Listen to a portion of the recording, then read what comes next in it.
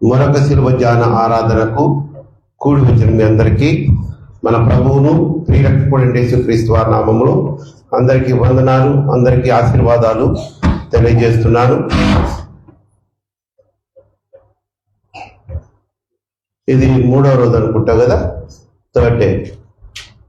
సరే, ఈరోజు శుక్రవారపు ఆరాధన కూడా ఉంటుంది మనకి. మనం ప్రతి శుక్రవారం ఒక ప్రత్యేకమైన ఆరాధన చేసుకుంటాం కనుక శుక్రవారం ఆరాధనలో మనం ఏం పొందుకుంటాం?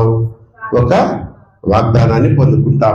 ఈరోజు మనకు దేవుడు ఇచ్చే వాగ్దానాన్ని ముందు ధ్యానం చేసుకొని కొద్దిసేపు ప్రభువారి యొక్క ఆ యొక్క శిలువ ప్రయాణంలో, సువార్త ప్రయాణంలో అప్పుడు జరిగిన సంఘటనలు ఎందుకు జరిగాయి, ఎవరి ప్రేరణ వలన జరిగాయి, ఈ కొత్త కొత్త విషయాలన్నీ తెలుసుకుందాం.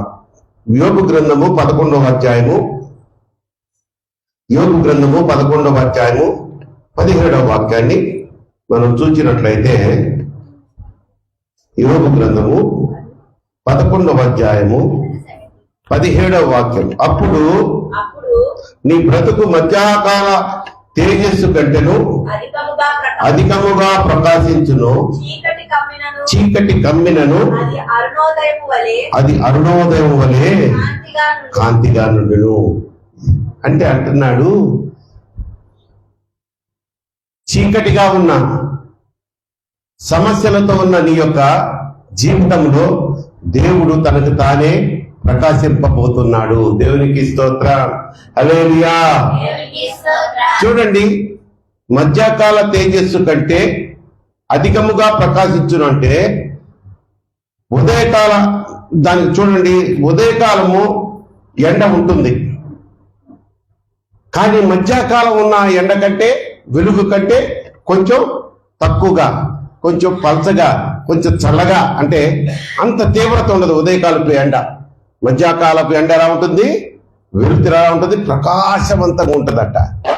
అలాగే సాయంకాలం కూడా వెలుతురు ఉంటుంది. ఒక 4 గంటలకి ఎండగా ఉంటుంది, కానీ మధ్యకాలం 1 గంట, 2 గంటలు, 12 గంటల మధ్యలో ఉన్న ఆ తీవ్రత, ఆ ప్రకాశము ఉండదు.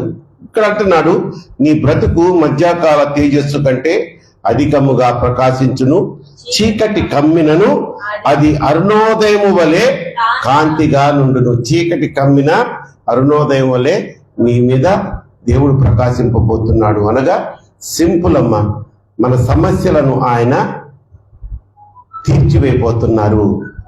ఇది ఈరోజు యొక్క వాగ్దానము. వాగ్దానం ఇచ్చిన దేవుడు నమ్మదగిన దేవుడు కనుక మనము మన విశ్వాసము ద్వారా ఆ వాగ్దానాలను నమ్మి స్వతంత్రించుకొని వాటిని మనం ఏం చేయాలి? అనుభవించాలి. అంతేగాని వాగ్దానం ఇచ్చారు, పుచ్చుకున్నాం, ఆ రోజుతో అయిపోయింది అనుకుంటే దాన్ని జ్ఞాపకం చేసుకుంటూ ఉండాలా. సమయానుకూలంగా, సందర్భానుసారంగా. నీకు కష్టకాలం వచ్చింది, బాగా వేదంతో ఉన్నావు, ప్రభువా చీకటిలో కూడా నా మీద అరుణోదయపు కాంతులు, మధ్యాకాలం అంతా ప్రకాశము ఉంటదన్నావు కదా. దాని అర్థం నేను ఇదిగో ఇప్పుడు నేను చీకటిలో ఉన్నాను, ఈ కష్టంలో ఉన్నాను, ఈ యొక్క అనారోగ్యంతో బాధపడుతున్నాను, ఆర్థిక ఇబ్బందుల్లో కష్టపడుతున్నాను, నా బిడ్డలు చదువులో పైకి రాలేకపోతున్నారు, నా భర్త సరైనటువంటి పని చేయలేకపోతున్నాడు, మాకెందుకు ఈ కష్టాలు, ఇది మా జీవితంలో, మా కుటుంబంలో ఒక చీకటే, కరుణించవా నాయన అని నువ్వు ప్రార్థన చేస్తే అరుణోదయపు కాంతి నీ మీద ప్రకాశించును గాక. కనుక ఈ యొక్క వాగ్దానాన్ని మనం స్వతంత్రించుకుందాం. అవసరమైన సమయాల్లో అది ఆయనకి జ్ఞాపకం చేయాలి. ఎందుకంటే ఆయన మర్చిపోయే దేవుడు కాదు. నువ్వు జ్ఞాపకం చేస్తే ఆయన ఇంకా నీకు తొందరగా రెస్పాండ్ అవుతాడట. అంతే కదా? అడుగుడి మీకు, మరి ఎందుకు ఆయన తెలియదా? అడగడం ఎందుకు? నీకు తెలుసుగా, ఇది తలపోగురి వ్యవహారాలు ఇవన్నీ. అందుకని ఎన్నిసార్లు అవసరమైనా నువ్వు అడిగి పొందుకో. ఆకలి అవుతుంది, అమ్మ ఏమైనా ఉందా, లేకపోతే అది అకాలం అనుకో, మధ్యాహ్నం భోజనం అప్పుడు సకాలమే. ఈ 3 గంటలకు 4 గంటలకు కూడా తినే బ్యాచ్ ఉంటుంది, దాంట్లో నేను ప్రథముడిని. స్కూల్ నుంచి రాంగలోనే ఎలా వచ్చేవాడిని అంటే నక నక నక నక ఆకలి. అందుకని అమ్మ నా కోసం దాచిపెట్టేది మళ్ళీ ఆ భోజనము, ఆ కూరాయి. ఇంక రాగలోనే దాని మీద పడి ఇంకా తర్వాత గ్రౌండ్ మీద పడేవాళ్ళం ఆటలకి. ఇప్పుడు మీకు అసలు ఆ ఆటలు ఆ మజానే తెలియదుగా. మీకు తెలుసా ఆటలు? తెలియదు. ఏ కాడికి ఇక్కడ కూర్చొని రౌండ్గా కూర్చొని ఏంటో ఆడుతుంటారు.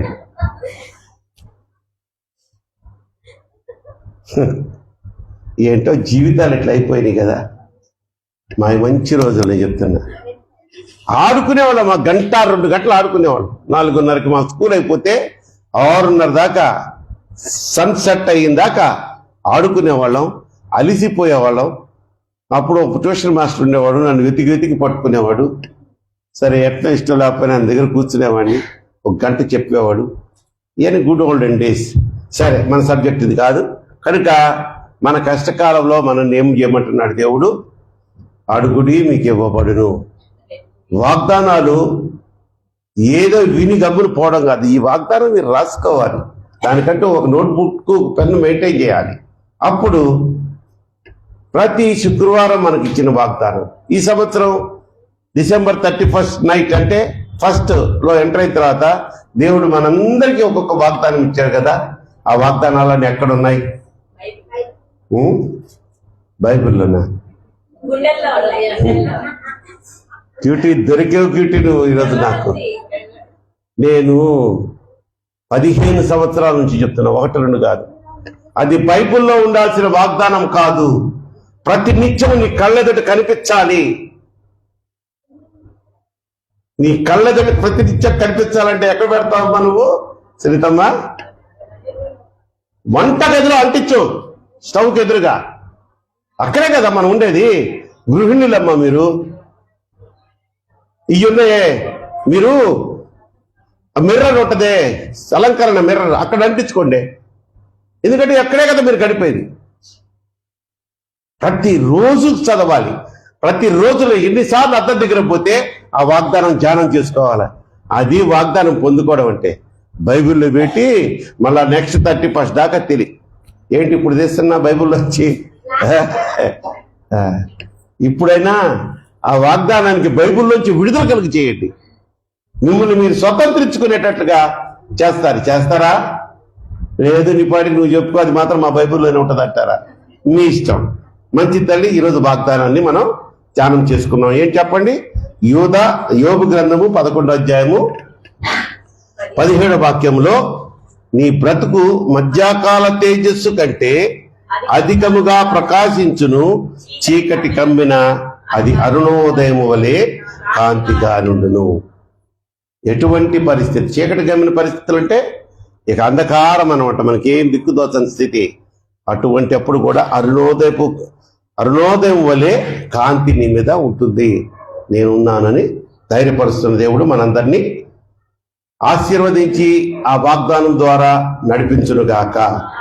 ప్రియమైన సంగమా, ఈరోజు వాక్యాంశము, యూదా యేసుక్రీస్తుని ఎందుకు అమ్మివేశాడు? నీకు తెలుసా అమ్మా ఎందుకు అమ్మేశారు? చెప్పండి, మీ అభిప్రాయం చెప్పండి. గుడ్, డబ్బు కోసం. ఇంకా సరే వద్దులే, టైం అయిపోతా ఉంది కాబట్టి ఒక 3 మాటలు మనం చెప్పుకుందాం. యూదా ఎందుకని? మీరు కరెక్ట్ చెప్పారు. డబ్బు నంబర్ 1 వచ్చి ధనాపేక్ష. యూదా 30 వెండి నాణాలకి యేసుక్రీస్తుని అమ్మివేశాడు. మత్తయి సువార్త 26వ అధ్యాయము చూద్దాం. మత్తయి సువార్త 26వ అధ్యాయము 48వ వాక్యాన్ని చూద్దాం. ఆయనను అప్పగించువాడు నేనెవరని పెట్టుకొందును, ఆయనే యేసని, ఆయనే యేసు. అక్కడ ఫుల్ స్టాప్. ఆయనను పట్టుకొనుడని వారికి గుర్తు చెప్పి వెంటనే యేసు నద్దకు వచ్చి బోధకుడా నీకు శుభమని చెప్పి ఆయనను ముద్దు పెట్టుకొనెను. చూడండి, ఈ యొక్క యూదా అనే పేరుకి అర్థం వచ్చి మంచి అర్థమే, దేవునికి స్తోత్రం అంట దాని అర్థం. యూదా అని పేరు అర్థం ఏంటి చెప్పండి? దేవునికి స్తోత్రం. అతని తండ్రి పేరు వచ్చి, అతని తండ్రి పేరు సియోను. అతను కెరియోతు ప్రాంతంలో నుంచి వచ్చినవాడు. శిష్యుల్లో 12 మంది శిష్యుల్లో కెరియోతు ప్రాంతం నుంచి వచ్చిన వారు ఎవ్వరూ లేరు. కానీ ఈ యూదా ప్రారంభంలో మంచిగానే ఉన్నాడు, కానీ ఎందుకనో అతను ఆ విధంగా క్రూరుడిగా మారిపోయారు. ఎందుకంటే లోకరక్షకుడిగా వచ్చిన యేసుక్రీస్తు సిలువ వేయబడడానికి కారకుడయ్యాడు. అలాగే చూడండి, ఆ యోధాని మత్తయి ఏం పిలిచాడంటే ఇతను అప్పగించిన వాడు అన్నాడు. పేరు చూస్తే ఏమన్నాం? దేవునికి స్తోత్రం. పేరులో ఉన్న అర్థం ఏంటి? దేవునికి స్తోత్రం. చాలా మంచి పేరు. కానీ అతను పిలువబడింది, అతను ఏ విధంగా దూషింపబడ్డాడంటే మత్తయి అంటున్నాడు, మత్తయి సువార్త తీయొద్దు. మత్తయి సువార్త 10:4లో ఏం చెప్తున్నాడంటే ఇతను అప్పగించిన వాడు, ప్రభువును అప్పగించిన వాడు అంటున్నాడు. 2 లూకా సువార్తలో ఆయన ఏమంటున్నాడంటే, లూకా గారు వీడు ద్రోహి అంటున్నాడు. ఎవరిని చెప్పాలి? ఎవరిని? యూదాని. అలాగే యోహాను గారు అంటున్నాడు వీడు దొంగ అంటున్నాడు. పేరు చూస్తే గొప్ప, ఊరు చూస్తే దెబ్బ అన్నట్టు. శాంతమ్మ పేరు కొంపలో ఎప్పుడు అశాంతే. అమ్మ ఎవరన్నా శాంతమ్మలు ఉన్నారా? ఎవరు లేరు కదా నటల్లా, ఎవరు లేరు కదా. సంతోషమ్మ, సంతోషం అంటే అసలు ఆ మకోనం తెలియదు ఎప్పుడు.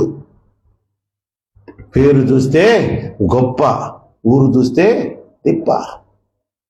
అప్పగించిన వాడు దొంగ, తర్వాత ఇంకోటి ఏంటి? ద్రోహి అని పిలువబడ్డాడు. సరే, ఇతనికి ఒక సాక్ష్యం అంటూ లేదు. మనం కూడా అమ్మా ఫలాని తారాప్రకాష్ అంటే నాకు ఒక సాక్ష్యం ఉండాలి, వ్యక్తిగత సాక్ష్యం. ఉట్టి సాక్ష్యం కాదు, చెడ్డ సాక్ష్యం కాదు, మంచి సాక్ష్యం ఉండాలి మనకి. ఓపెనేస్ గాడు అంటే మంచి సాక్ష్యం ఉండాలి. ఆ పక్కన వాడు ఎవడరా? వాడు ప్రైజ్ గాడా? ఓహో, విక్కీ అంటే మంచి సాక్ష్యం ఉండాలి. ఎక్కడ?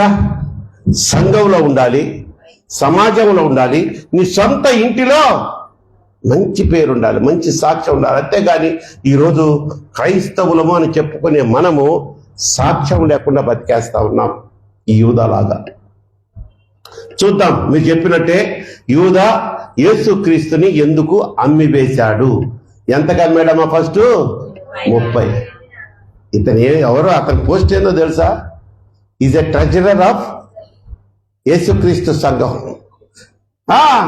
ఎస్ఐకి personal secretary and cashier, everything. డబ్బు సంచి మోసేవాడే కదమ్మా ఈరోజు ప్రధానుడు. డబ్బంతా యూదా నమ్మిది ఏసయ్యా, నువ్వు దాయిరా అనేవాడంట. అది చాలక వాడు ఈ 30 నాణ్యాలు, వెండి నాణ్యాలకి ఏసైని ఇంకా అధిక, ఆ రోజుల్లో, ఈ రోజు అంటే మనకు 30 వెండి నాణ్యాలు చాలా తక్కువ అయి ఉండొచ్చు, ఆ రోజుల్లో చాలా కాస్ట్లీ అయి ఉండొచ్చు. అందుకని ఆ అమ్మ చూపాడు ఓన్లీ ధనాపేక్ష. మత్తయి సువార్త 26వ అధ్యాయము 11వ వచనాన్ని మనం చూసినట్లయితే 11. అమ్మా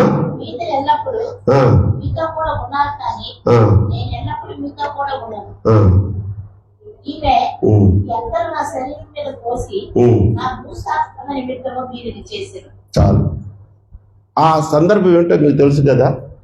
మరియా ఒక అత్తర బుడ్డి తీసుకుని వచ్చి దాన్ని పగలగొట్టి యేసుని ఎత్తి శిరస్సు మీద పోసి పాదాలను కూడా దాని మీద కూడా పోసి ఆమె వెంట్రుకలతో తుడుస్తూ అభిషేకించిందట. సుగంధ ద్రవ్యాలు, చాలా కాస్ట్లీ అత్తరది. ఆ రోజుల్లోనే ఎన్నో వేల కోట్ల రూపాయలు చేసే, 1 కోట్ల కాదులే, 1000 రూపాయలు చేసే అత్తర ఇవ్వచ్చు. శిష్యులు ఆమెను అడ్డగించి, ఇంత విలువైనటువంటి అత్తరు, దాన్ని ఎందుకు నువ్వు ఇట్లా వేస్ట్ చేశావు?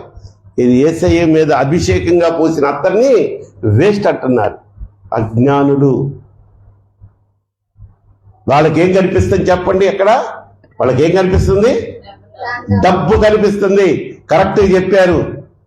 ధనం కనిపిస్తుందే కానీ ఆ అత్తరు విలువ కనిపిస్తుందే కానీ యేసయ్య ప్రాముఖ్యత వాళ్ళకి తెలియట్లేదు. వచ్చిన వాడు దైవ కుమారుడు. దైవ కుమారుడుగా వచ్చిన ఈయనే మెస్సయ్య. ఈ మెస్సయ్యే మన పాప శాపముల కోసం, మన పాపములను మోసుకుంటూ మనకి పరలోకం సిద్ధం చేసే గొప్ప దేవుని కుమారుడని తెలుసుకోలేకపోయారు. నా మాటలు మీకు అర్థమైతే దేవునికి ఒక మంచి స్తోత్రం చెప్పండి. హల్లెలూయా. ధనము ఉంటే ఒకలాగా, ధనము లేకుంటే ఇంకొకలాగా ప్రవర్తించేవాడు. అతనికి ధనమే కావాలి కాబట్టి యూదాకి ఆ ధనం మీదే అతనికి ఆశ. చూడండి, 1 తిమోతి పత్రిక 6వ అధ్యాయము, 1 తిమోతి పత్రిక 6వ అధ్యాయము 9వ నుంచి 10వ దాకా చదువుకుందాం. 9, 10 గట్టిగా చదవండి. ధనవంతులగుటకు అపేక్షించువారు శోధనలోను ఉరిలోను అవివేకయుక్తములను హానికరములనైన అనేక దురాశలలోను పడుదురు. అట్టివి మనుష్యులను నష్టములోను నాశనములోను ముంచివేయును. కింద చదవండమ్మా, 10 చదవండి. ఎందుకంటే ధనాపేక్ష సమస్త కీడులకు మూలము. కొట్టు చప్పట్లు. ధనాపేక్ష సమస్త కీడులకు మూలం. ఈరోజు ఎవరు వెంట పడుతున్నావు? యేసయ్య వెంట పడుతున్నావా? నువ్వు డబ్బు వెంట పడుతున్నావా? ఓ క్రైస్తవుడా, క్రైస్తవురాలా, డబ్బు వస్తుందంటే నీకు ఇంకా ఆరాధన అక్కర్లా, యేసయ్య అక్కర్లా. తోసే పక్కకి పరిగెత్తు డబ్బు దగ్గరికి. చాలాసార్లు మన తిమోతి పాస్టర్ గారు ఈ ఎగ్జాంపుల్ చెప్తారు. అమ్మా, తెల్లవారుజామునే మొదటి వచ్చిన 10 మందికి ఒక్కొక్క ₹1,00,000 ఉచితంగా ఇస్తానంటే నా తల్లులారా తెల్లారిదాకా ఆగుతారా? రాత్రి 8 గంటల నుంచే ఆ క్యూలో నుంచొని నేను ఆ 10 మందిలో నేను ఉండాలని వెళ్తారే. నీకేమి ఇవ్వను, నువ్వు వచ్చి క్యూలో నుంచోబడలేదు, నువ్వేం చేయబడలేదు. నువ్వు నన్ను నమ్ము, నేను నీకోసం ప్రాణత్యాగం చేశానని నమ్ము, నీకోసం పరలోకాన్ని సిద్ధపరుస్తున్నానని నమ్ము చాలు, నీకు నేను పరలోకం ఇస్తానంటే ఉచితంగా, డబ్బులు లేకర్లా. డబ్బులు కాకుండా పరలోకం, it's a permanent place of every human being after death. మరణము తర్వాత ప్రతి మానవుడికి ఒక స్థిరమైన నివాసం ఏదంటే పరలోక రాజ్యము. పరలోకమేనా అంతఃపురం చేరాలనేనా. అక్కడికి నిజంగా చెప్పండి, మీకు తాపత్రయం ఉందా పరలోకం అని? ఒక్కడికిలే. పరలోకం పోవాలా? నా తాపత్రయం అంటే ఏంది? నేను చనిపోవాలా? చనిపోకుండా బొందితో పోయేదానికి కుదరదు కదా. నువ్వేమి మోషావు కాదు, ఏలియావు కాదు, హనోకు కాదు. కనుక ఇక్కడ ఏమంటున్నాడంటే ధనాపేక్ష సమస్త కీడులకు మూలము. కొందరు దానిని ఆశించి, అందరూ దానిని ఆశించి, చదవండి, కొందరు దానిని ఆశించి విశ్వాసము నుండి తొలగిపోయి అంటే ఏంటి? విశ్వాసము నుంచి తొలగిపోయి అంటే దేవుని నుంచి నువ్వు విశ్వసించవలసింది ఎవరిని? యేసయ్యని. యేసయ్య నుంచి తొలగిపోయి నానా బాధలతో తమ్మును తామే పొడుచుకొనిరి. విశ్వాసంలోంచి తొలగిపోతే దేవుడు వదిలేస్తాడు. దేవుడు వదిలేసిన తర్వాత సాతానుడు ఏం చేస్తాడు? ఇంకెందుకు నీవు ఇంకెళ్ళిపో, ఏం అక్కర్లా, ఎంతకాలం భక్తి అన్నావు, ఉట్టిదే, ఇదంతా ఉట్టి ట్రాష్, ఇది అబద్ధం అని చెప్పి నిన్ను ప్రేరేపిస్తాడు. ప్రేరేపించినప్పుడు నువ్వేం చేసుకుంటావు? పొడుచుకుంటావు, ఊరేసుకుంటావు, మందు తాగుతావో, ట్రైన్ కింద తలకాయ పెడతావు. ఒక్క ధనాపేక్ష నిన్ను విశ్వాసంలోంచి ఈ విధంగా దూరపరుస్తుందని చెప్తున్నాడు. మనం ఇంత ఉదాహరణ చూస్తున్నాం. యేసుక్రీస్తు ప్రభువారితో 3.5 సంవత్సరాలు రేయింబగళ్ళు తిరిగి ఆయన తిన్న భోజనం ఈయన తిని, ఆయన డబ్బుల సంచిని ఇతను మోసి అంత బాధ్యత అప్పగిస్తే, ఆయన చేసిన అద్భుతాలని కంటితో చూసిన యూదా ఏం చేశాడమ్మా? యేసయ్య కంటే ధనాపేక్ష అతన్ని జయించింది, నాశనమైపోయాడు. దేవునికి స్తోత్రం చెప్పు.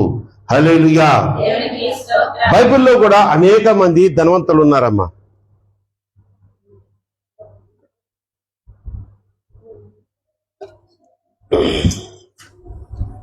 బైబిల్లో ధనవంతులు ఎవరు చెప్పండి? అబ్రహాం రావాలి, ఫస్ట్ పేరు రావాలా. అతి ధనవంతుడు. ఆయనే ఉన్న దేవుడి విశ్వాసంలోంచి తొలగిపోయాడా? నమ్మకం ఇంకా పెరిగిపోయింది ఆయనకి.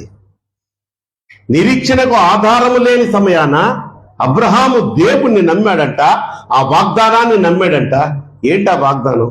నీకు నేను కుమారుణ్ణి ఇస్తానన్నాడు. నిరీక్షణకు ఆధారం లేని సమయానంటే ఆల్మోస్ట్ 99 సంవత్సరాలు వచ్చాయి. వాగ్దానం ఇచ్చింది ఏ వయసులో? 75 సంవత్సరాలప్పుడు. 24 years గడిచిపోయింది. కామలి నిర్మల 24 సంవత్సరాలు గడిచిపోయిన తర్వాత కూడా అదే విశ్వాసంతో ఉన్నాడంట అబ్రహాం. ఇస్తాడు. నేను అడిగానా? ఆయన ఇస్తానన్నాడుగా. ఇస్తాను. వాగ్దానము చేసిన వాడు మహాగరుడు, మహాగరుడవు, మహోన్నతుడవు, పరిశుద్ధ స్థలములోనే నివసించువాడవు, కృపా సత్య సంపూర్ణమై నివసించుడి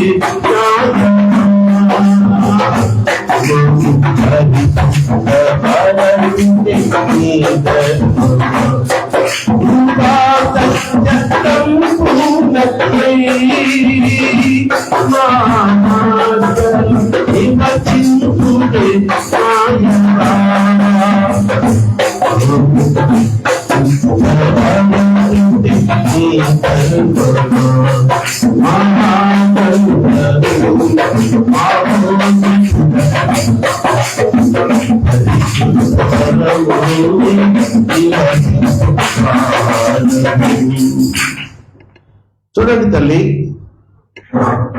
మత్తయి సువార్తలో కొండ మీద ప్రసంగంలో ప్రభు వారికి మాట చెప్తారు. ఎవడును ఇద్దరు యజమానులకి సేవకుడు కాలేడు. ఇద్దరు యజమానులకి సేవ చేసేవాడు తృప్తిపరచలేడే. మా తృప్తిపరచగలడా? ఒక్కడనే తృప్తిపరచగలడు. రెండో వాడు కొంచెం ఎక్కడన్నా అసంతృప్తికి లోనవుతాడు. అందుకే అంటాడు అక్కడ, సిరికిని దేవునికిని ఇద్దరిని ఆశ్రయించి ఇద్దరికి మొక్కుబళ్ళు చెల్లిస్తే ఇద్దరిని ప్రేమించేవాడు కుదరదు. అయితే సిరి అంటే సంపద. సంపదనున్నా ప్రేమించు, లేదా అది కాదు, నాకు ఈ సంపద కావాలా, ఏదైనా నాకు కావాలా. కనుక సిరికి దేవునికి ఆ యొక్క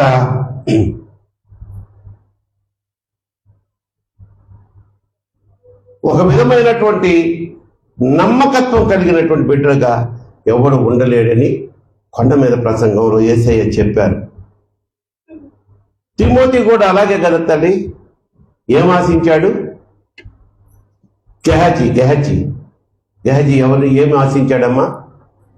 డబ్బుని ఆశించాడు. గెహజీ మర్చిపోయారా? ఎవరు గెహజీ చెప్పండి? ఎలీషా ప్రవక్త శిష్యుడు. ఎలీషా ప్రవక్త తర్వాత అంతటి వాడు అవ్వవలసిన వాడు డబ్బుకి కక్కుర్తి పడ్డాడు. మర్చిపోయారా నయమాను స్టోరీ? మర్చిపోయారా? నయమాను కుష్టు వ్యాధితో ఉన్నప్పుడు ఆ యొక్క ఎలీషా దగ్గరికి వస్తే, అరే పోయారే యోర్దాను నదిలో మునగరా అంటాడు. మునుగుతాడు, బాగుపడతాడు. కృతజ్ఞతతో తెచ్చి వెండి బంగారం వస్త్రం ఇగిపోతుంటే వద్దు పోరా నువ్వు దాచుకున్నాడు. ఈడు పరిగెత్తాడు. ఎవరు? నెక్స్ట్ ప్లేస్ లో ఉండాల్సిన గెహజీ ధనాపేక్ష కలవాడై ఏం సంపాదించుకున్నాడు?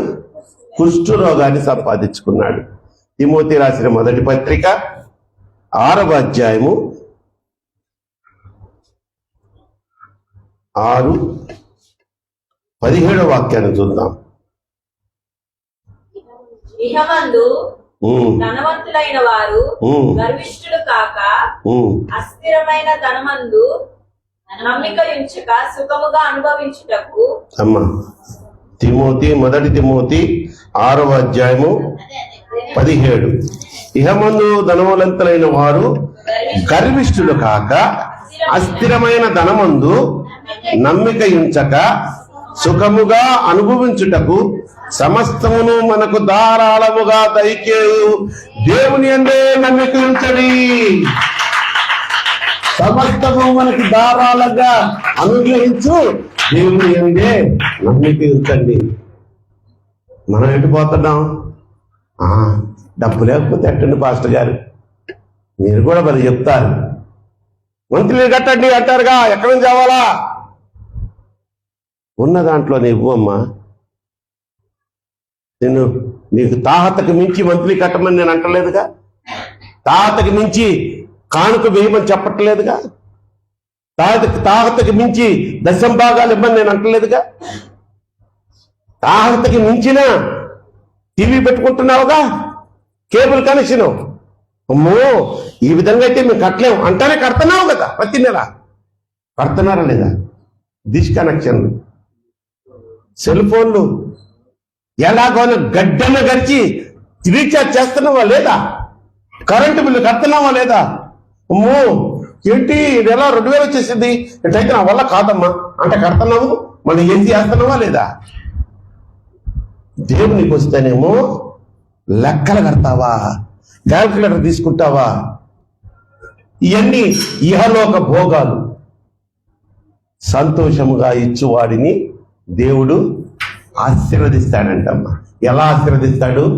పట్టజాలనంత విస్తారమైన ధర్మలతో ఆయన ఆశీర్వదించునుగాక. ధనం ఉండాలి, నేను వద్దు అంటలా, నాకు కూడా ధనం కావాలి. కానీ ఆ ధనము మనకి దేవుడు కాకూడదు, విగ్రహం కాకూడదు. పోయిన వారం చెప్పానా? నీ ధనము నీ ఘనము ప్రభు యేసుదే, నీ దశమా పాదము నీయ పెనుగీతువా. నీ ధనము నీ ఘనము ప్రభు యేసుదే, నీ దశమా పాదము పెనుగీతువా. అలా అనుకున్న వాడే ధారాళంగా దేవుడికి ఇవ్వగలడు. నేను ఇది పెట్టాను మన గ్రూపులోనే. పాస్టర్స్ ఇచ్చిన చందాని దశంభాగాల్ని తినేస్తున్నాడా అని ఒక అతను కొంచెం వితండవాదం చేశాడు. మన సంఘస్థులందరూ కూడా తెలిసి ఉండాలని మన గ్రూప్లోనే పెట్టా. మరి ఎంతమంది చూశారో లేదు చూడరు మీరు. అదే జ్యోతిలక్ష్మి బొమ్మేసి పెడితే ముందు ఎతికేస్తారు, సంఖ్య వేస్తారు. అది పుణ్యాత్ములారా,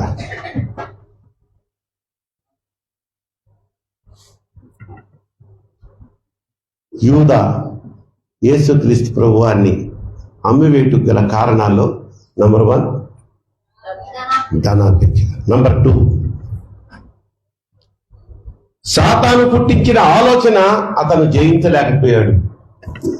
యేసయ్యని పట్టించు, ఆయన్ని పట్టించు, ఆయనకు వాళ్ళకి అప్పచెప్పు అని సాతానుడే ఒక ఆలోచన పుట్టించాడంట. అది మనం బైబిల్ గ్రంథంలో చూసుకుందాం. యోహాను సువార్త 13వ అధ్యాయము, యోహాను సువార్త 13వ అధ్యాయము 2వ వాక్యం.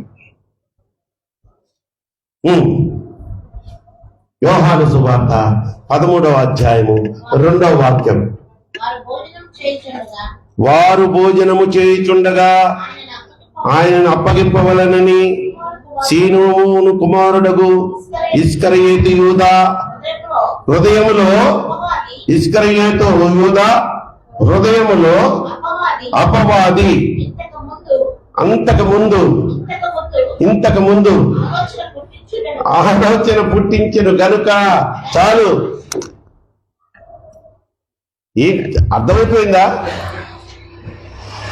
భోజనము చేయుచుండగా ఆయనను, అనగా అక్కడ యేసు ప్రభువును పెట్టుకోండి, అప్పగింపవలెనని సీమోను కుమారుడగు ఇస్కరియోతు యూదా హృదయంలో అపవాది, అనగా సాతాను ఇంతకు ముందు ఆలోచన పుట్టించి ఉండెను గనుక. అపవాది కలగజేసిన ఆలోచనది, వాడు సొంతంగా వచ్చిన ఆలోచన కాదు. ఎందుకంటే వాడు ధనాన్ని విగ్రహంగా చేర్చుకున్నాడు. విగ్రహంగా యేసుక్రీస్తు ప్రభువాన్ని ప్రేమించకుండా మిగతా వాటిని దేన్ని నువ్వు ప్రేమించినా అవి మన జీవితంలో విగ్రహాలే అని చెప్పా కదా.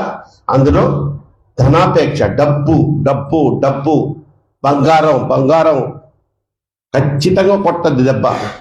వాటికి విలువ ఎక్కువ ఇచ్చావంటే. ఎందుకు చెప్తున్నానంటే ప్రియమైన దేవుని బిడ్డలారా, సంగమా ఆలోచన చేద్దాం. వీడు ధనానికి ఎక్కువ ఇంపార్టెన్స్ ఇచ్చి, సజీవుడైన దేవుడు, సజీవుడవైనా యేసయ్యా నిన్నాశ్రయించిన నీ వారిని సహాయుడవై తృప్తిపరచితివే. సంతృప్తితో ఆరాధించదలి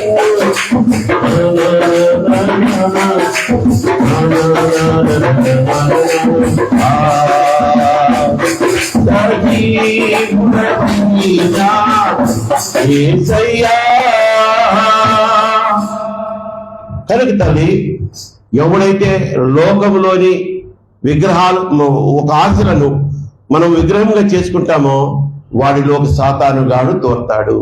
సాతానుగాడు దూరి ఏం చేస్తాడంటే నీ విశ్వాసాన్ని ఫస్ట్ దెబ్బకొడతాడు. శిలువ ఆరాధన నిన్న పోయావుగా, ఈరోజేం బాధ కుస అంటాడు. ఎందుకు? నువ్వు విగ్రహానికి చోటిచ్చావు.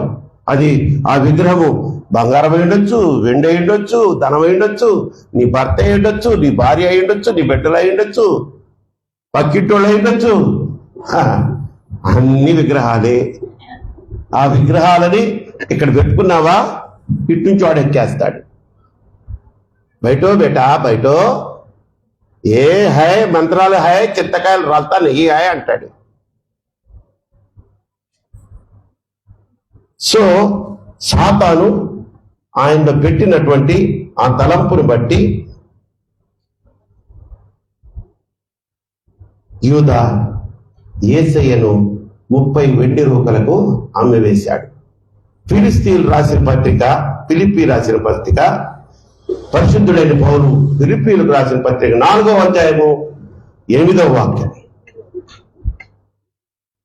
4:8 మెట్టుకు సహోదరులారా, ఏ యుగత అయినా నన్ను మెప్పైనను ఉండిన ఎడల ఏవి సత్యమైనవో, ఏవి మాన్యమైనవో, ఏవి న్యాయమైనవో, ఏవి పవిత్రమైనవో, ఏవి రమ్యమైనవో, ఏవి ఖ్యాతి గలవో వాటి మీద జాన ముంచుకొనిడి. బా, ఎంత క్లియర్ గా చెప్పాడమ్మా. ఎన్ని చెప్పాడు అక్కడ? ఏవి సత్యమైనవో, నిజమైనవో, ఏవి మాన్యమైనవి అంటే నాణ్యమైనవి, మాన్యమైనవి అంటే గుడ్, అంటే ఇప్పుడు వంకాయలు పుచ్చిపోయినవి తెచ్చుకుంటా, నువ్వు బీరకాయలు ముదిరి తెస్తావా, బెండకాయలు టమాటాలు కుళ్ళిపోయినవి తెస్తావా, మాన్యమైనవి తెచ్చుకుంటావు. అలాగే ఏవి పవిత్రమైనవో, నెక్స్ట్ ఏవి రమ్యమైనవో, ఏవి ఖ్యాతి గలవో వాటి మీద ధ్యానం ఉంచుకునడి. అంతేగాని లోకాసుల మీద మీరు ధ్యానం ఉంచుకున్నారనుకో, కేల్ ఖతం దుకాన్ బంద్.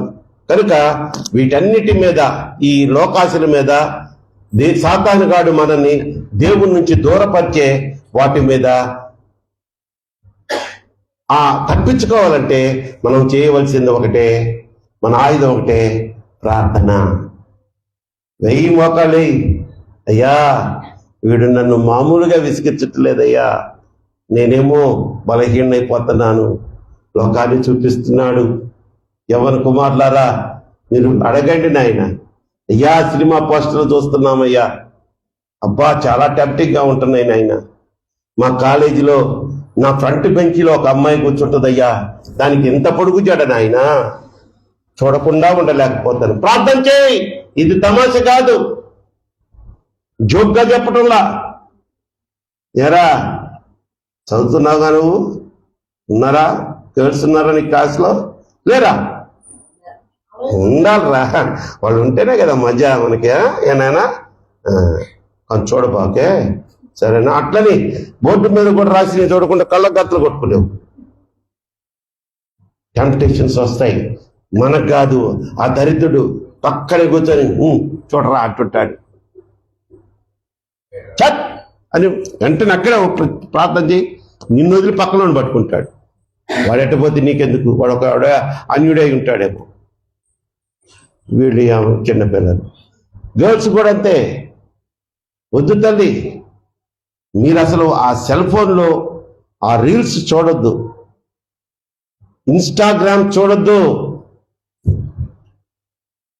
ట్విట్టర్స్ చూడొద్దు, ఫేస్బుక్ చూడొద్దు. ఇంకేం చూడమంటావు పాస్టరా? ఇంకెందుకయ్యా మాకు సెల్ ఫోను? నీ మొహం అంట, నీకు సెల్ ఫోనే వద్దు. నీ వయసుకి నీకు సెల్ ఫోన్ ఎందుకే?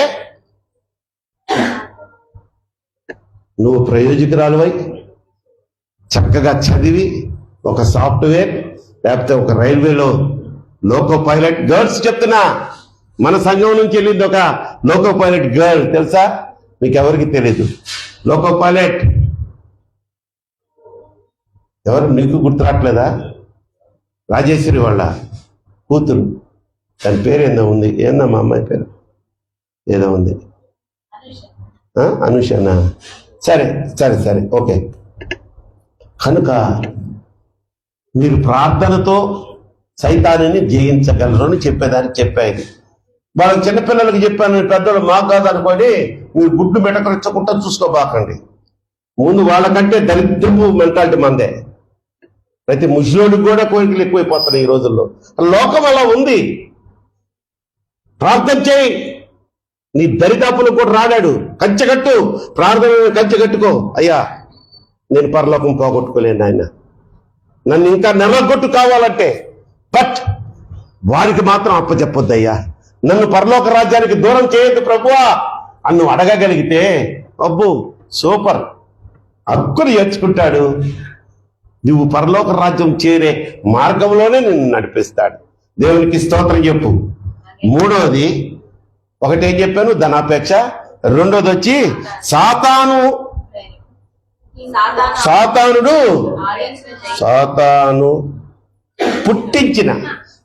పుట్టించిన ఆలోచనలు వాడు జయించలేకపోయాడు. మనం కూడా సాతాను పుట్టించిన ఆలోచనలు జయించలేకపోయామా? మన కథం, క్రైస్తవ్యం కథం, మన జీవితం కథం. మనకి నిత్య నరకాజ్ఞ. ఇక్కడ వింటుంటే మీకు నిత్య నరకాజ్ఞ అంటూ ఏందో చెప్తుంటాడు. నిత్య నరకాజ్ఞ గురించి ఒక రోజు చెప్తా. మూడోది ఏంటంటే, యూదా కంట అసలు యేసుక్రీస్తు ప్రభు వారు ఎవరో అర్థం కాలేదంట. దేవునికి స్తోత్రం, హల్లెలూయా. ఆయనతోనే 3.5 సంవత్సరాలు తిరిగాడు. నేను ముగింపుకు వచ్చేసాను. చివరిగా చెప్తున్నాను, యేసుక్రీస్తు ప్రభువుని అర్థం చేసుకోలేకపోయాడంట యూదా. ఎలాగంటే యూద ఆ యూదుల యొక్క రాజ్య స్థాపన చేయుటకు యేసుక్రీస్తు ప్రభు వారు అంటే మెస్సయ్య మమ్మల్ని రక్షించుటకు రాబోవాడు యూదా రాజ్యం స్థాపించుటకు వస్తారని వాళ్ళందరూ అనుకున్నారు కానీ యేసుక్రీస్తు అలా లేడంట. వీరుడిగా వస్తాడు, మెస్సయ్య వీరుడిగా వస్తాడు, యుద్ధ సురుడుగా వస్తాడు అనుకుంటే యేసయ్య అలా కనిపించలేదు వాళ్ళకి. ఈ యోధా కూడా ఏంటినా ఎంత సౌమ్యంగా ఉన్నాడు అనుకుంటున్నాడు. యేసయ్య అంట సింహంలాగా వస్తాడు. యూదా స్తుతి గోత్రపు సింహమా యేసయ్యా నా ప్రియ ప్రగతి స్వాధీనమా నీవే కదా నా ఆరాధన స్తుతి. యూదా సింహంలాగా వస్తాడు అనుకుంటే యేసయ్య ఎలా వచ్చాడమ్మా? వధింపబడుతున్నా లోక పాపములు మోసుకొని పోతున్నా గొర్రె పిల్లలాగా వచ్చాడు రా ఇంటిగా. అందుకని వాడికి యూదా గారికి అర్థం కాల. సింహంలాగా వస్తాడంటే ఈయనేది గొర్రె పిల్లలాగా అంటున్నాడు ఉన్నాడు. అందుకని యేసుక్రీస్తు ప్రభు ఎవరో వాడికి అర్థం కాల, అర్థం చేసుకోలేకపోయాడు. వాడు ఊహించింది ఒకటి, అక్కడ యేసయ్య కనపరిచింది ఒకటి. చూడండి ఇంకోటి ఏంటంటే రోమియోలతో యుద్ధం చేసి వాళ్ళందరినీ నాశనం చేసి యూదా రాజ్య స్థాపన కోసం వస్తాడు యుద్ధ వీరుడిగా యేసయ్య. యేసయ్య కాదు ఆ మెస్సయ్య అనుకుంటే శాంతి దూతగా వచ్చాడు ఆయన. శాంతినే మీకు అనుగ్రహిస్తున్నాను, నా శాంతినే మీకు అనుగ్రహిస్తున్నానన్నాడు. అక్కడే పోయాడు. శాంతి యుద్ధ వీరుడికి ఉండాల్సిన లక్షణం కాదే. తలలు తెగుతుండే కొద్దీ, రక్తం చిందుతుండే కొద్దీ గుర్రపు స్వారీ మీద దూసుకొని వెళ్ళేవాడు వీరుడు. అలాంటి వాడు అనుకుంటే మెస్సయ్య మమ్మల్ని రక్షించేదానికి వచ్చినాయన ఈయనేంది శాంతి అంటున్నాడు. ఇంకోటి చూసినట్టయితే రాజుగా వస్తాడు. రాజు వస్తున్నాడు జనులారా, రాజ్యం తెస్తున్నాడు, త్వరపడి వేగమెరండి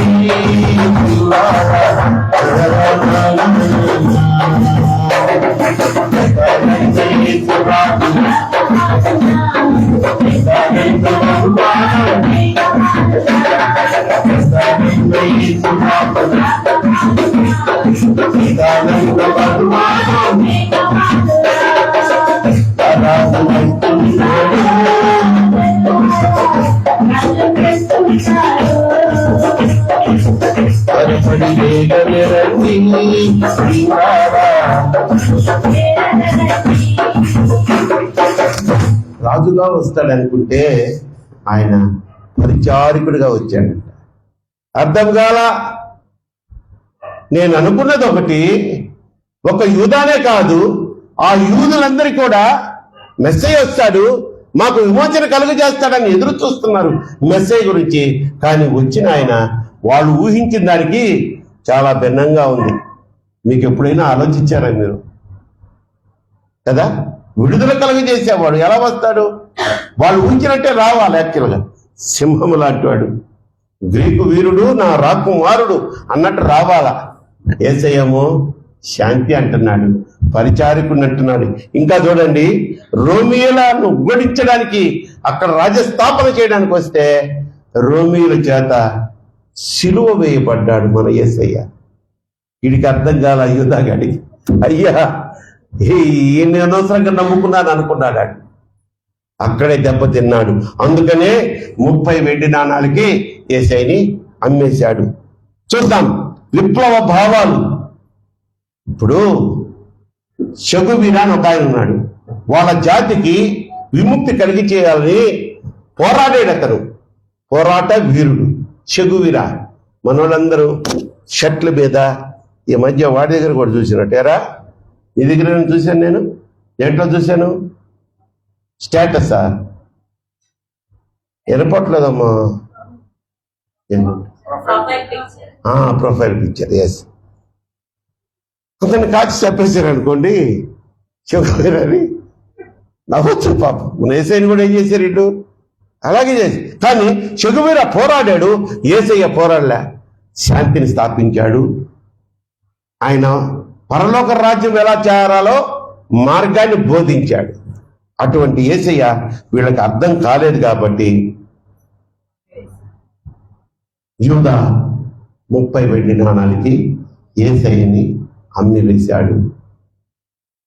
మొదటి కారణం యూదా యేసయ్యని అప్పచెప్పడానికి, అమ్మి వేయడానికి మొదటి కారణం ధనాపేక్ష. రెండవ కారణం సాతాను ఆలోచన నుంచి వాడు జయించలేకపోయాడు. మూడవ కారణం యేసు ప్రభువే వాడికి అర్థం కాలేదమ్మా. అర్థమయ్యేటప్పటికి అంతా అయిపోయింది. అర్థమైంది వాడికి. చివరి మాటలు జాగ్రత్తగా వినండి. అర్థమైంది. మీరు కూడా ఈరోజు ఏసీ అంటే ఏమనుకుంటున్నారు? డబ్బులు ఇస్తాడా? ఇక్కడికి వస్తే డబ్బుల కోసం వస్తున్నావా నువ్వు? ఇక్కడికి వచ్చి ఆయన ఏదో బత్తాయి పళ్ళు ఇస్తాడంట, బత్తాయి పళ్ళు ఇస్తే గర్భఫలం వస్తుందంట, అంజూరు పళ్ళు ఇస్తాడంట. అలా ఎప్పుడైనా ఇచ్చాడా అది యేసయ్య? నోటి మాటతో చేశాడు ఆయన కార్యాలు. అదే శక్తిని తన శిష్యులకు ఇచ్చాడు, ఈరోజు దైవజనులకు ఇచ్చాడు. ఈ నాటకాలేంటి మధ్యలో? ఈ ఖర్జూర పళ్ళు ఎక్కడి నుంచి వచ్చినాయి? ఈ ద్రాక్ష పళ్ళు ఎక్కడి నుంచి వచ్చినాయి? ఈ యాపిల్ పళ్ళు ఎక్కడి నుంచి వచ్చినాయి? అది కూడా వాడేవాడు కొని నువ్వు తెచ్చుకో, నేను ఆశీర్వదిస్తా అంటాడు. తెలుసుకునేటప్పటికీ యూదా ఏడ్చాడు, పశ్చాత్తాపడ్డాడు. ఒక్కటి చేయడంట, యేసయ్య పాదాలు పట్టుకొని క్షమాపణ అడుగుంటే 12 మంది లాగే ఉండేవాడు. అడగలా, పశ్చాత్తాపడ్డాడు. వాడి దగ్గరికి వెళ్ళి పోరాడాడు. మీ 2 రూపాయలు తీసేసుకోండి, మా యేసయ్యని మాకు ఇచ్చేయండి అని నవ్వారంట వాళ్ళు. వాళ్ళలో పడ్డావురా నువ్వు యూదా. ఇదమ్మా యేసయ్య అంటే. డబ్బు కోసం వస్తావా? రోగాలు మాన్పుకునే దానికి వస్తావా? నీ భర్త పడుతున్నాడంటే వాడిలో మారు మనసు రావాలని, తాగుతున్నాడంటే వాడు తాగుడు మర్చిపోవాలని యేసయ్య దగ్గరికి వస్తావా? ఇది కాదు యేసయ్యని మీరు అర్థం చేసుకోవాల్సింది. యేసయ్య మనకు మన పాప శాప విమోచన కొరకు శిలువలో మరణించాడు. ఆ యొక్క త్యాగం వలన మనకు శాప విమోచన కలిగింది. మనము అనుభవించినటువంటి ఆ శ్రమలలో, ఆ శిక్షలో ఆయన అనుభవించి మనల్ని విడుదల చేశాడు కనుక ఆయన నమ్మిన వారికి పరలోక రాజ్యము ప్రాప్తించబడుతుంది. ఎవరైతే యేసుక్రీస్తు సువార్తను నమ్ముతారో, ఎవరైతే ఆయన నిజ రక్షకుడుగా అంగీకరిస్తాయి బాప్తిసం తీసుకుంటాడో వాడు రక్షింపబడతాడు. నువ్వు గుడికి వచ్చినా, ప్రార్థన చేసినా, పాటలు పాడినా, కానుకలు ఇచ్చినా, నీకు బాప్తిసం లేకపోతే నువ్వు నథింగ్. నువ్వు ఒట్టి కుండలాంటి దానివే, ఒట్టి కుండలాంటి వాడివే. Why not? అలాగని నీకు ఇచ్చిన వరాలు, కృపావరాలు ఆయన మళ్ళీ ఆయనకి ఇచ్చినవి తీసుకునే అంట మీ మెంటాలిటీ కాదు నా యేసయ్యది. నమ్మాడు నిన్ను, నిండు మనసు ఆయన నమ్మి ఒక కృపావరం ఇచ్చాడు నీకు. దాన్ని కాపాడుకో. దాన్ని వ్యాపారం చేస్తావా నువ్వు? చివరిగా అతను గాని క్షమాపణ అడుగుంటే ఎంతో బాగుండేది. క్షమాపణ అడగలేదు. అందుకని లాస్ట్లో ఏం చేశాడమ్మా? ఉరి పెట్టుకొని ఆత్మహత్య చేసుకొని, ఎటువంటి పరిస్థితుల్లో కూడా పరలోక రాజ్యం పోకుండా, ఎందుకంటే ఆత్మహత్య చేసుకున్నవాడు ఎవడు పరలోకం పోవడం, డైరెక్ట్ ఈడ్చుకుపోతాడు. పొరపాటు కూడా అటువంటి తలంపులు తెప్పిస్తుంటాడు వాడు. కొంచెం కష్టంలో ఉన్నప్పుడు మనం ఇంకెందుకు చచ్చిపో అంటుంటాడు పక్కన.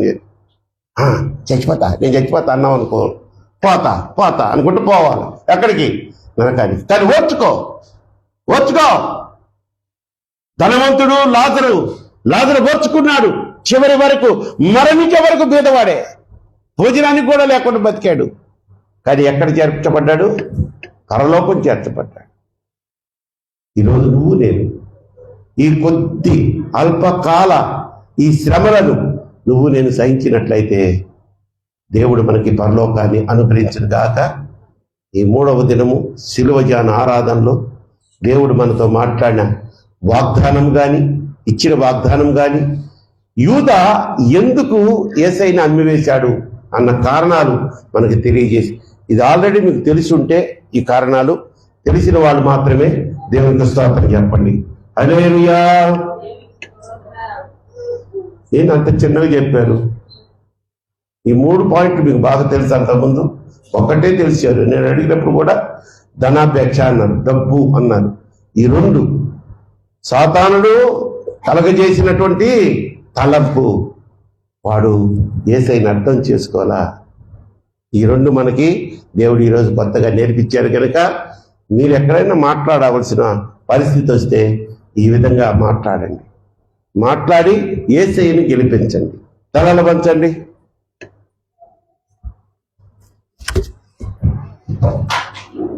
చిన్న ప్రార్థన చేసుకుందాం.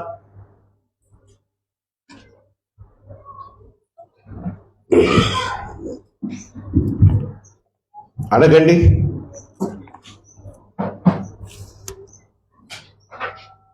నీతో పాటు 3.5 సంవత్సరాలు భోంచేశాడయ్యా.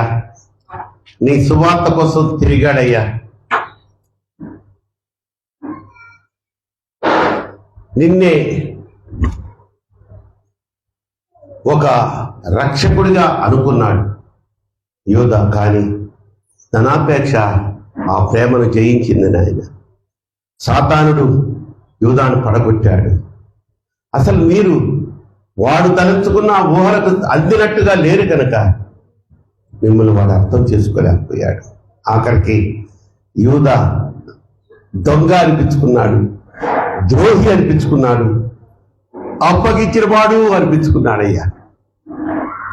ఆ జాబితాలో ఈరోజు మేము లేకుండా, నీ ప్రియకుమారులు కుమార్తెలు లేకుండా, ఈ శిలువ ధ్యాన ఆరాధనలో ఈ యొక్క మీ ఉపదేశాన్ని విన్న ప్రతి ఒక్కరిలో మారు మనసు కలుగునుగాక. నా తండ్రి, నా ప్రభువా, నా దేవ, ప్రతి ఒక్కరిని మీరు తాకండి. మీ పరిశుద్ధాత్మతో వారిని ముట్టండి. ఏ ఒక్కరికి కొదువ చేయకుండా నా తండ్రి మీ కృపలో భద్రపరచండి నాయన. సాతానుడు చేయుచున్న దాడిలో నుంచి మా బిడ్డలందరినీ రక్షించండి. ఎవరికి ఏ కీడు నా తండ్రి, ఏ తెగులు వారి గుడారము సమీపించకుండా మీరే సహాయం చేసి నడిపించమని కోరుకుంటూ, విశ్వాసంతో వచ్చారు నాయన బిడ్డలు. ఏ ఒక్కరిని ఖాళీ హృదయంతో పంపించవద్దు నాయన. తృప్తిపరిచి పంపించండి. శాంతి, సమాధాన, సంతోష, సమృద్ధులతో వీరిని నింపమని కోరుకుంటూ, యేసు నామములో నా తండ్రి ఈ ప్రార్థన మీకు సమర్పిస్తున్నాను. అలాగే కొన్ని విజ్ఞాపనలు ఉన్నాయి నా తండ్రి. ఇదిగో నా ప్రభువా, దీపిక గురించి, మార్చి నుండి ఆ బిడ్డకు జరుగుతున్న ఎగ్జామ్స్ గురించి జ్ఞాపకం చేసుకోమని కోరుకుంటున్నాను నా తండ్రి. నా ప్రభువా, జ్యోతి, ఎస్ మై లార్డ్, మహిమ జ్యోతి దీపిక తల్లి గారిని, అలాగే తండ్రి సాల్మన్ రాజుని, యశ్వంతిని కూడా దీవించండి. ఈ మధ్య కాలంలో బిడ్డలకు ఒక ప్రమాదం నుంచి కాపాడి, సాల్మన్కైన గాయం నుంచి కూడా విడుదల కలుగజేసి డ్యూటీస్కి వెళ్ళడానికి కృప చూపించారు. మీకే కోటి కోటి వందనాలు తెలియజేసుకుంటున్నాను. ఆయన కీర్తి, కిరణ్, చంద్రకళ, సతీష్ గురించి కూడా మరొకసారి జ్ఞాపకం చేసుకోండి. నాయన పండు, సౌమ్య, డేవిడ్ రక్షణలు, ఈ కుటుంబము వారు అనుభవిస్తున్న ఆర్థిక సమస్యలు యేసు నామములో సమస్య పోగును గాక. నాయన కోమలి పెన్షన్ గురించి ప్రార్థన చేస్తున్నాను. ఆ బిడ్డకి ఎంతో అవసరం కనుక పెన్షన్ని మీరు ఆ బిడ్డకి శాంక్షన్ చేసి అధికారులతో మాట్లాడమని వేడుకుంటున్నాను. నా రక్షకుడు, ఆ బిడ్డ ఇప్పుడున్న ఆ తీవ్రమైన జ్వరం నుంచి మీరు విడుదల కలుగు చేసినందుకు కోటి కోటి వందనాలు తెలియజేసుకుంటున్నాను. పవన్ రాజు లల్లి చిన్న బిడ్డల్లో ఆయన పవన్ రాజు గారు నా తండ్రి అంతకు ముందు చాలా శ్రద్ధగా, చాలా రెగ్యులర్గా మందిరానికి వచ్చేవాడు. చిన్న వయసే నా తండ్రి, కానీ వాడు ఎందుకనో దారి తప్పిపోయాడు. ఒక్కసారి వాడితో మాట్లాడండి నాయన.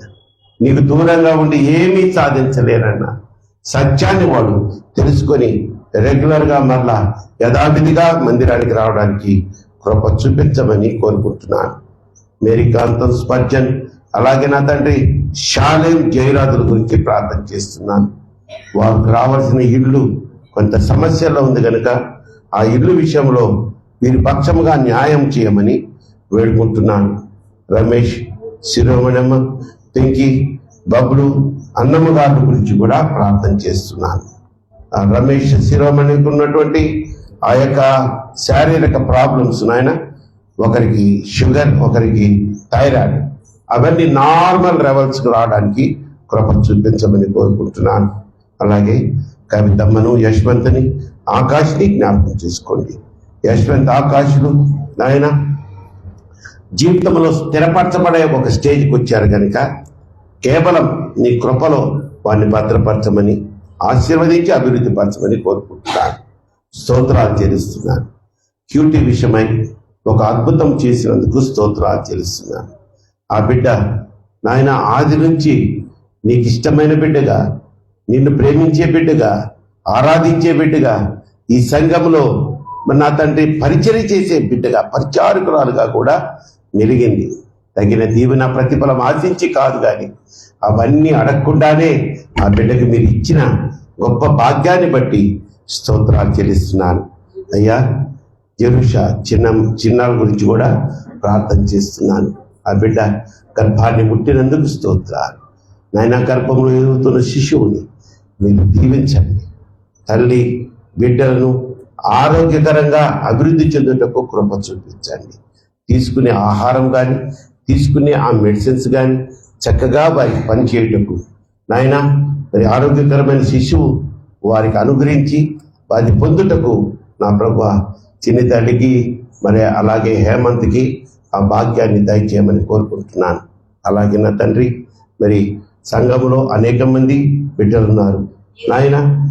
నిరూపు, ఎస్ మై లార్డ్, నిరూపు ఈ రాత్రి కాల సమయంలో బిడ్డ బయలుదేరి కువైట్కి వెళ్ళిపోతూ ఉండగా మార్గ మధ్యంలో మీరే తోడు నీడగా ఉండి దేవదూతల కాపుదలను గురించి క్షేమముగా కువైట్కి చేర్చండి, తన గృహములకు చేర్చండి. ఆ శుభవర్తమానము మాకు తెలియట ద్వారా మరొకసారి మిమ్మల్ని ఆరాధించుకునే ధన్యత మాకు అనుగ్రహించమని కోరుకుంటూ, ఇక్కడ కూడి వచ్చిన ప్రతి బిడ్డను పేరు పేరు వరుసను దీవించండి. విత్తబడిన వాక్యంలోని మర్మాలు వారు అర్థం చేసుకొని, యూదా మిమ్మల్ని ఎందుకని అమ్మేవేయాల్సి వచ్చిందో ఆ కారణాలు నా ప్రభువా మీరు ఎంతో వివరంగా మాకు తెలియజేశారు కనుక వాటిని అర్థం చేసుకొని మా మనసుని మేము యూదాలా ప్రవర్తించకుండా, ఇప్పటికి యూదాలాగా ఉన్నామేమో, నీకు దూరమైపోతున్నామేమో, లోకాశలు మమ్మల్ని పీడిస్తున్నాయేమో నాయన, నేత్రాశలు మమ్మల్ని ఆకర్షిస్తున్నాయేమో, వాటన్నిటినీ తప్పించుకొని దూరపరచుకొని నీ సన్నిధిలో సదాకాలం జీవించుటకు, నీకు ఇష్టమైన సాక్షి బిడ్డలుగా నిలబడుటకు మీరే కృప చూపించము. యేసు నామములో ఈ ప్రార్థనను సమర్పించి బ్రతిమలాడి వేడుకుంటున్నాను నా పరమ తండ్రి. పరలోకమందున్న మా తండ్రి, నీ నామం పరిశుద్ధపరచబడును గాక, నీ రాజ్యం వచ్చును గాక, నీ చిత్తం పరలోకమందు నెరవేర్చినట్లు భూమి ఎందును నెరవేర్చబడును గాక. మా ఇది ఆహారం నేడు మాకు దాయిచ్చి, మా ఇలా అపరాధం చేసిన వారిని మేము క్షమించిన ప్రకారం మా అపరాధం క్షమించు, మమ్మల్ని శోధనలోకి తేక దృష్టిని తప్పించు. రాజ్యము, శక్తి, మహిమ నిరంతరము నీవే అయ్యున్నావు మా పరమ తండ్రి. ఆమేన్. మన పరమ తండ్రి అయినటువంటి దేవుని ప్రేమయు, మన ప్రభువును ప్రియరక్షకుడు యేసుక్రీస్తు వారి కృపయు, పరిశుద్ధాత్మ దేవుని అన్యోన్య సహవాసం ఇక్కడ కూడి వచ్చిన ప్రతి బిడ్డకును, ఆర్సిఎస్ సంఘంలోని ప్రతి కుటుంబానికి, ఆన్లైన్లోని బిడ్డలకును, సకల పరిశుద్ధులకును సదాకాలము తోడైండును గాక. ఆమేన్. అందరికీ వందనాలు.